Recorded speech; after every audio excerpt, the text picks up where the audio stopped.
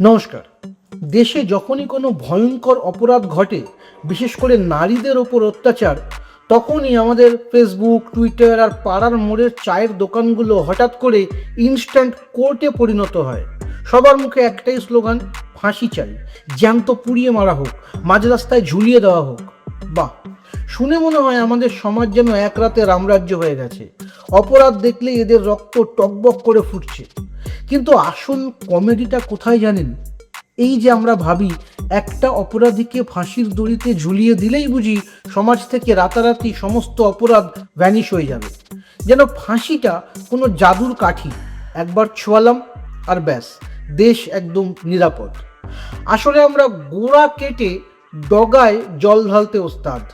অপরাধ কেন হচ্ছে, অপরাধী কিভাবে তৈরি হচ্ছে, সেটা নিয়ে কথা বলার সময় নেই। আমাদের চাই ইনস্ট্যান্ট জাস্টিস, ঠিক ওই 2 মিনিটের নুডলসের মতো। চলুন একটু প্র্যাকটিক্যাল হওয়া যাক। কাগজে কলমে মৃত্যুদণ্ডের আইন তো আছেই, কিন্তু সেই ফাঁসি কার্যকর হতে কত বছর লাগে হিসেব জানেন?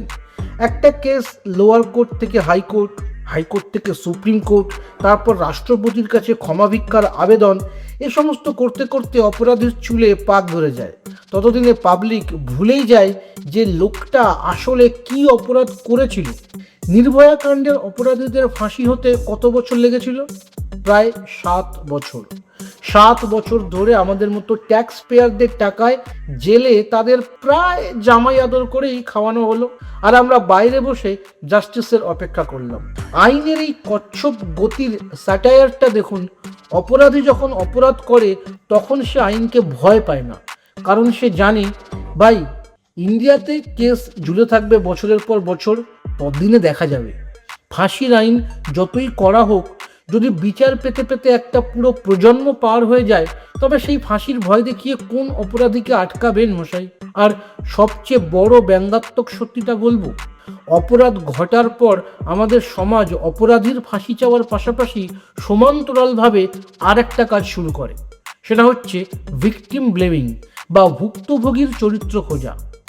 ফাঁসি চাওয়ার ফেসবুকে পোস্ট লেখার ঠিক নিচেই কেউ একজন কমেন্ট করবেই, তা মেয়েটা অত রাতে একা বাইরে কি করছিল, ওর পরনের পোশাকটা ঠিক ছিল তো। আজকালকার মেয়েরা একটু বেশি স্বাধীন। কি অপূর্ব আমাদের মানসিকতা, কি অপূর্ব আমাদের কমেন্ট সেকশন। একদিকে জাদ্রেল সমাজ সংস্কারক সেজে অপরাধীর ফাঁকি যাচ্ছে, আর অন্যদিকে অপরাধের দায়টা ঘুরিয়ে ফিরিয়ে ওই মেয়েটার উপরেই চাপাচ্ছে। মানে দোষটা নাকি অপরাধীর নয়, দোষটা হলো মেয়ের স্লিভলেস জামার, কিংবা রাত 10টায় অফিস থেকে ফেরার। আপনাদের এই লজিক ধরলে তো ব্যাংকে ডাকাতি হলে ডাকাতকে ছেড়ে ব্যাংক ম্যানেজারকে জেলে ঢোকানো উচিত, কারণ সে ব্যাংকে টাকা রেখে চোরকে বা ডাকাতকে লোভ দেখিয়েছে। আইন আদালত তো পরে বিচার করবে, তার আগে আমাদের সমাজ ভুক্তভোগী মেয়েটার একটা পোস্টমর্টম করে দেয়।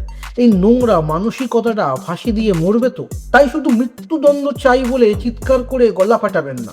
ফাঁসি দিয়ে শরীরটা মারা যায়, কিন্তু যে মানসিকতা সমাজকে কুড়ে কুড়ে খাচ্ছে, সেটা অমর থেকে যায়। আইন এমন হওয়া উচিত যাতে অপরাধ করার আগে অপরাধীর বুক কাঁপে, সে যেন জানে যে পার পাওয়ার কোনো রাস্তা নেই, বিচার 7 দিনের মধ্যেই হবে। আর তার চেয়েও বেশি দরকার আমাদের ঘরের ছেলেদের ছোট থেকে সম্মান করা শেখানো, মেয়েদের ভোগ্যপণ্য না ভেবে মানুষ ভাবতে শেখানো। যেদিন সমাজ অপরাধীকে আড়াল করা বন্ধ করবে, যেদিন মেয়েদের পোশাক দেখে চরিত্র বিচার করা বন্ধ হবে, সেদিন হয়তো আর মোমবাতি মিছিল করতে হবে না, কোর্টের বাইরে দাঁড়িয়ে ফাঁসির দাবিও করতে হবে না। আগে নিজেদের মগজে জমে থাকা ওই ধর্ষক মানসিকতাটাকে ফাঁসি দিন, সমাজটা এমনি নিরাপদ হয়ে যাবে। কথাগুলো তেতো লাগলো তো, লাগুক, সত্যি কথা একটু তেতোই হয়। নমস্কার।